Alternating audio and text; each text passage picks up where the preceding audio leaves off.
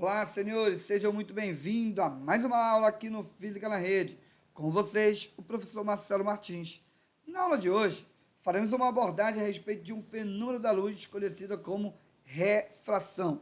Para compreender melhor este fenômeno, eu vou usar como exemplo um bloco de vidro transparente que foi colocado no ar, sujeito então a um raio de luz que atravessa o ar e também esse bloco de vidro. Então, pelo que a gente pode notar, o raio de luz ele foi desviado quando ele então passa do meio, que é o ar, para o vidro. Esse desvio ele acaba sendo provocado por uma mudança de velocidade de propagação. Isso acontece porque as propriedades ópticas do vidro não são as mesmas propriedades ópticas do ar, e isso acaba afetando a sua velocidade de propagação. Então, quer dizer que o fenômeno da refração tem a ver com a velocidade de propagação nos meios? Correto, pessoal. A própria refração é um fenômeno no qual a luz ela passa do meio para o outro, mas ela acaba alterando a sua velocidade de propagação. Uma outra maneira de também ser cobrado de vocês essa informação é que não há alteração na frequência da luz quando ela está no ar e quando ela está no vidro, mas há uma alteração no comprimento de onda da luz no ar e da luz se propagando no vidro. Então, se não for cobrado de vocês a velocidade de propagação, a evidência estará dentro do próprio comprimento de onda da luz em meios diferentes. Marcelo, onde a gente consegue ter evidências desse fenômeno da refração?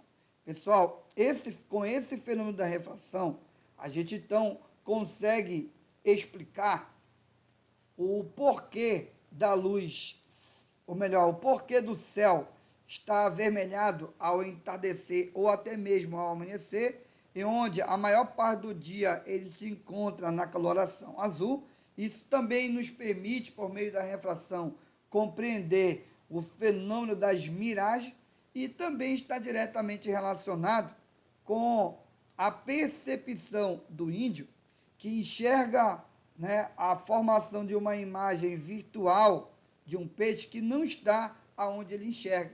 Por isso que o peixe, ou melhor, o índio, ele lança a sua lança ou a sua flecha bem abaixo da posição onde ele enxerga o peixe, porque ele já sabe, pela sua experiência, que o peixe não está na posição no qual ele enxerga.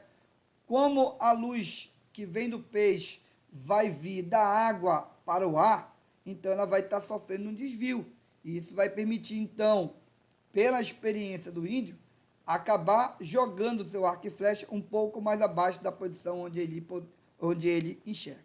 Quero destacar que isso já foi tema da prova do Enem. Então, fica ligado, porque tudo que a gente vai estar discutindo aqui tem reflexos imediatos aí, principalmente para aqueles que irão fazer a prova do Enem. Mais evidências.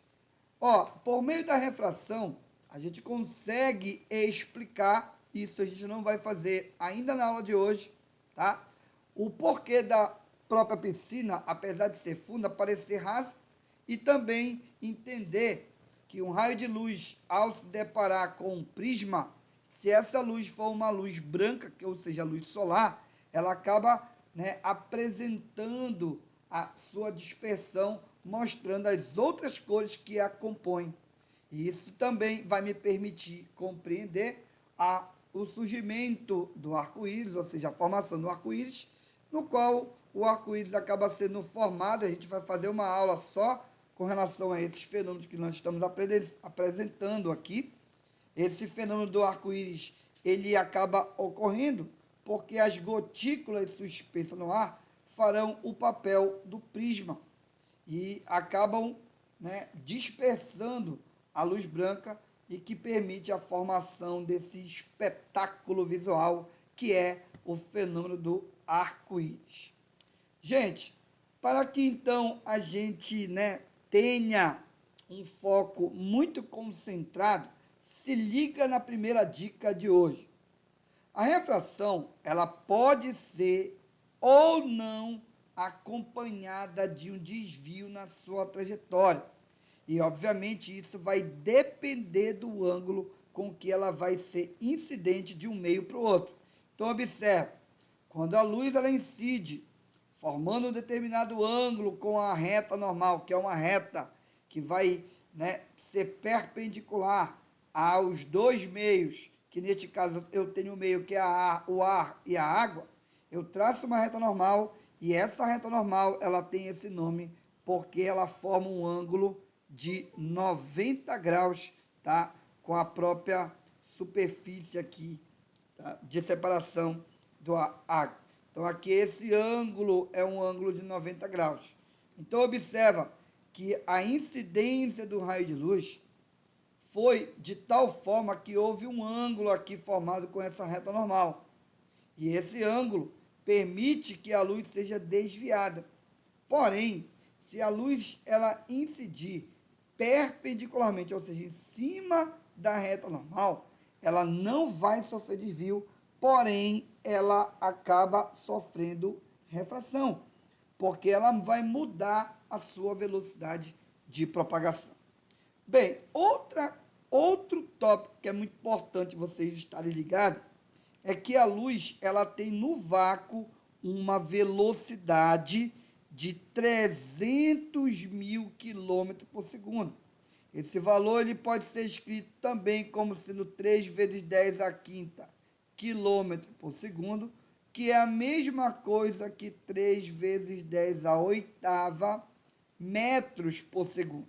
Então, é muito importante porque isso, na maioria das vezes, é mais fácil a gente resumir esse resultado por uma potência de base 10.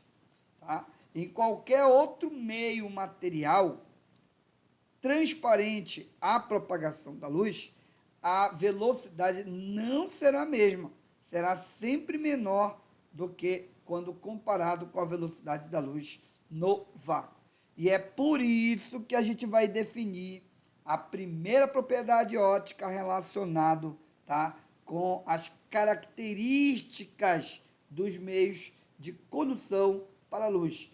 Esse meio, ou melhor, essa propriedade chamada índice de refração, no qual nós iremos simbolizar pela letra N, é a razão entre a velocidade de propagação da luz no vácuo. Então, isso aqui será a forma no qual nós iremos colocar a velocidade da luz no vácuo C. Lembrando que esse valor a gente acabou de ver aqui, ó, ele vale 300 mil quilômetros por segundo, ou 3 vezes 10 elevado à oitava metros por segundo. E nós também temos a velocidade da luz, só que no meio transparente, no qual a luz vai estar se propagando.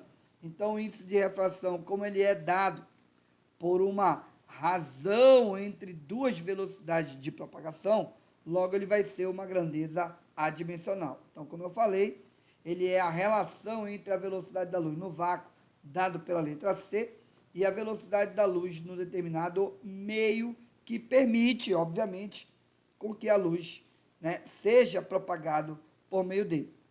Então, como ele é uma razão entre duas grandezas, ele não vai apresentar unidade. Por isso que a gente está colocando de imediato que ele é uma grandeza adimensional. No fundo, pessoal, o índice de refração, ele é uma propriedade que compara a velocidade de propagação da luz no vácuo. Ou seja, quantas vezes a velocidade da luz no vácuo vai ser maior do que a velocidade da luz em determinado meio material. Vejamos aqui uma tabela que mostra alguns resultados relativos a esse comportamento, pessoal. Observe que eu tenho aqui o ar, que tem o mesmo índice de refração do vácuo, que vale nesse caso 1. Tá? Já quero lembrá-los que o índice de refração do ar e do vácuo é o mesmo, que vale o valor 1. Então, sendo 1, a velocidade da luz no vácuo, eu estou considerando que é a mesma velocidade da luz no ar. Na água, esse valor já é de 1,33, no vidro de 1,50, na glicerina 1,90, no álcool etílico 1,86, no diamante e no acrílico também tem valores para o índice de refração.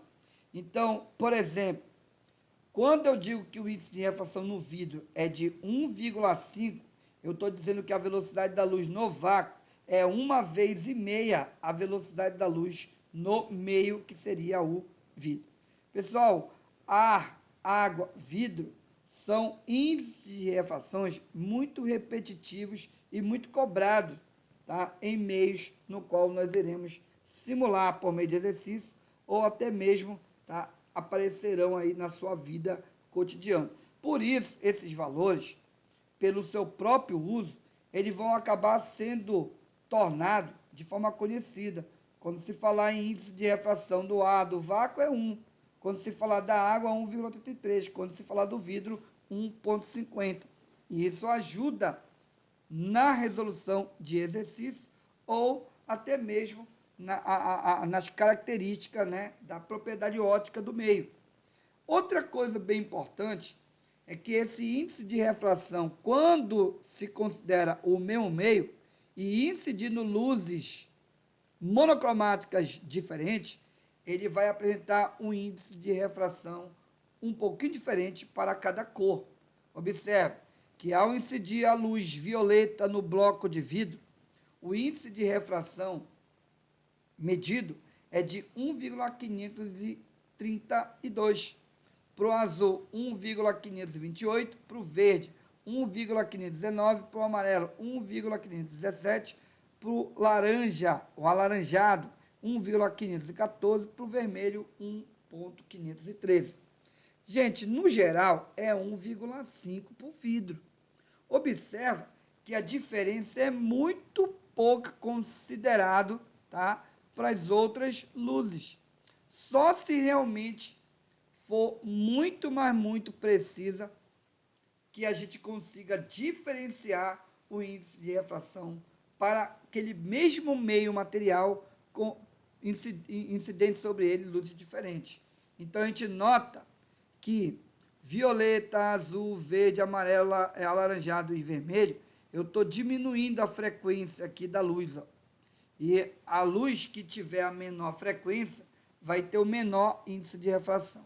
Então, a gente poderia até colocar assim, o índice de refração do vermelho no bloco de vidro é menor do que o índice de refração do amarelo, que é menor do que o índice de refração do alaranjado, não é isso aí? Opa, eu furei a vez aqui, ó. É do alaranjado, depois do amarelo, depois do verde, por aí vai, cara. Do azul, né? Do anil, que eu não coloquei aqui, e menor do que o índice de refração da cor violeta. Então, da menor frequência para a maior frequência, o índice de refração também obedece à mesma relação. Ele é menor para a luz de menor frequência e ele é maior para a luz de maior frequência, isso considerando o mesmo meio material, tá bom? Bem, pessoal, algumas curiosidades que eu busquei destacar. A primeira já é conhecida. Quando a luz ela vem de um meio para o outro, ela sofre um desvio. É por isso que a gente consegue notar uma diferença, tá? Como se o objeto estivesse quebrado quando ele se encontra no ar, você ao enxergá-lo no ar e ao mesmo tempo na água. Então a percepção seria que esse objeto estivesse quebrado, mas isso no fundo não acaba sendo quebrado, ou seja, ele não está quebrado. Por conta do próprio meio ser diferente, você acaba tendo resposta diferente da luz ao chegar nos seus olhos. Porém, tem uma coisa, ou melhor, um meio chamado de metamaterial, que permite a passagem da luz, mas ele acaba tendo como se fosse uma reflexão dentro do próprio material. Ou seja, a luz ela passa do meio para o outro, mas ela acaba sofrendo como se fosse uma reflexão quando ela passa dentro desse outro meio. Por isso, esse tipo de material, ele na literatura, ele recebe um apelido carinhoso, no qual ele tem uma refração negativa. Tá? Esse termo é só para identificar que eu tenho um metamaterial. Por exemplo, se a água, neste caso, fosse um metamaterial, nós veríamos esse objeto da seguinte forma. Olha como a imagem seria formada. É como se ela fosse refletida e mostrasse o inverso. Então, caso a água fosse um metamaterial, nós veríamos a imagem dela como se fosse a imagem percebida por esse copo. E uma outra característica de meios, tá? É a chamada, isso aqui eu quero também destacar que já foi tema da prova do Enem, tá, gente? Uma outra característica é a continuidade ótica. Então, eu tenho aqui um vidro dentro do ar, né? Então, dentro do vidro tem um ar e tem um vidro. Mas eu consigo observar o vidro dentro do vidro. Isso que eu quero dizer. Ou seja, eu consigo ver o vidro no ar. Mas quando o vidro ele é imerso aqui, ó, no tetracloroetileno, como eles têm o mesmo índice de refração, não é possível distinguir o vidro do próprio material, que é o tetracloroetileno.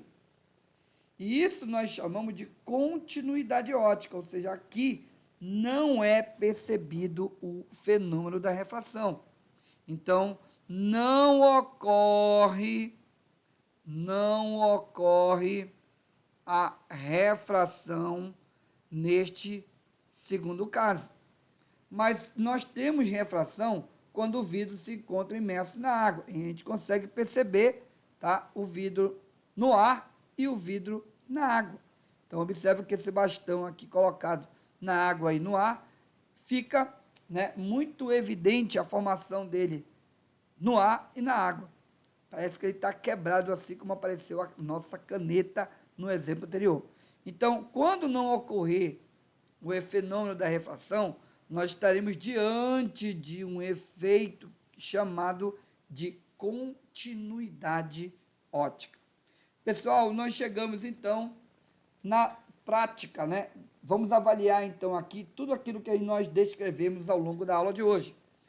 E a primeira questão, ela diz assim do nosso exercício de hoje. O índice de refração de uma substância é a razão entre, acabamos de ver em um dos slides que o índice de refração é o C sobre V, onde C é a velocidade da luz, todos são velocidade da luz, só que um é do vácuo e o outro é do meio material. Então, quando ele fala no índice de refração de uma substância, eu tenho que lembrar dessa razão C sobre V. Então, ele indica que a massa e o volume dessa substância é a razão entre a massa pelo volume. Gente, massa sobre volume é densidade. Assim como peso sobre volume, neste caso aqui, seria um peso específico. Tá bom? Bem, letra C. O índice de refração de uma substância é a razão entre a velocidade de uma onda luminosa no vácuo e a velocidade dessa onda na substância. Correto. A alternativa correta seria a letra C, de velocidade da luz no vácuo, tá bom? Bem, as outras pessoas estariam fora, porque aqui ele está falando na letra D, ó, que o índice de refração é a razão entre a velocidade de uma onda sonora no vácuo, nem no vácuo a onda se propaga sonora, tá? Então está completamente fora. Vamos para a segunda questão. A segunda questão, muito interessante por sinal, diz assim: um raio de luz monocromático de uma cor, ou seja, cor única, tá bom? Cor única, propagando-se no vácuo com índice de refração igual a 1, opa, ele me dá até o índice de refração do vácuo, ó, vale 1. Atravessa uma placa de vidro e retorna para o vácuo. Muito parecido com o exemplo que a gente mostrou, né? Só que a luz vem do ar para o vidro e do vidro para o ar. O gráfico representa como a velocidade da luz varia em função do tempo para a situação descrita. A espessura da placa de vidro em metros e o índice de refração absoluto do vidro são, respectivamente, iguais a quanto? Pessoal, nota aqui, então, aqui, ó, 3, olha a conta que é aqui o fator, 10 a oitava metros por segundo. Então, aqui eu tenho a velocidade da luz no vácuo. Como ele mudou para 2, então aqui eu tenho vidro. Velocidade da luz no vidro. E aqui, mais uma vez, eu tenho a velocidade da luz no vácuo. Tá bom? Com isso, eu posso calcular o índice de refração. Como o índice de refração é a razão de C sobre V, A velocidade da luz no vácuo, 3 vezes 10 à oitava. A velocidade da luz no vidro vale quanto? 2. E o fator é 10 elevado à oitava. Eu posso simplificar, então, o 10 elevado à oitava com 10 elevado à oitava. Logo, o índice de refração é 3 sobre 2 e esse valor vai ser igual a 1,5. Sendo 1,5, ou eu teria a letra D aqui, ó, o índice de refração 1,5. Agora eu vou para o cálculo da espessura da placa. Então, como a gente mostrou há pouco, a luz ela vai vir aqui, ela vai desviar e vai sair de novo aqui. E aí eu quero saber quanto é a espessura dessa placa. Pessoal, como a luz ela se propaga, tá? Ela vai se propagar com a mesma velocidade de propagação no meio descrito. Então, como eu quero saber a espessura da placa, a espessura da placa corresponde à própria distância, né, percorrida pela luz por meio da placa de vidro. Então, o E, ele representa o ΔS. E como o ΔS é a velocidade vezes o tempo, a gente pode, então, obter que a espessura da placa é a velocidade da luz no vidro, e a velocidade da luz no vidro vale quanto? 2 vezes 10 à oitava, está aqui a velocidade da luz no vidro, 2 vezes 10 à oitava, e o tempo com que ela vai levar para poder atravessar vai de 2 a 3, então o intervalo de tempo é 1. Mas é 1 segundo? Não. Observa que o fator do tempo é 10 elevado a menos 9. Então, a espessura é 2 vezes 1 vai me dar 2. 10 à oitava com 10 elevado a menos 9 daria 10 elevado a menos 1 metro.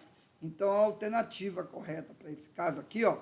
Ô, pessoal, espessura igual a E. Então, E igual a E? Não, toma cuidado, pessoal, toma cuidado. Não tem nada a ver aqui o E de espessura com a alternativa E. Apenas foi uma coincidência para a questão número 2. Bem, continuando, nós temos mais um exercício, que é o nosso exercício de número 3. No exercício número 3, ele diz o seguinte: um raio de luz monocromático violeta propaga-se sobre o vidro com velocidade de 200 mil km por segundo. Acabamos de ver aqui, ó, tá vendo? Vimos um exercício muito parecido e o valor da velocidade, de novo, tá vendo aqui, ó? Tá vendo aqui, ó? 200 mil km por segundo. Então, tá aqui o valor da velocidade de propagação da luz no vidro. Esse valor vale 200 mil quilômetros por segundo. E ele quer que a gente consiga encontrar o índice de refração absoluto do vidro. Eu sei que o resultado vai dar 1,5, porque o índice de refração do vidro é 1,5, tá? Então, ajuda muito a gente memorizar alguns índices de refração. Como a gente mostrou, vou voltar aqui, ó. Como a gente mostrou aqui, ó, na tabela, o índice de refração do ar, da água e do vidro. É importante, inclusive, a gente já saber, porque ganha tempo na hora da gente resolver os exercícios, que é o que nós temos aqui. A resposta, se eu soubesse, já seria 1,5. Mas se eu não souber, não tem problema, porque o índice de refração, basta você pegar a velocidade da luz no vácuo e dividir pela velocidade da luz no meio. Nesse caso, no meio é o vidro.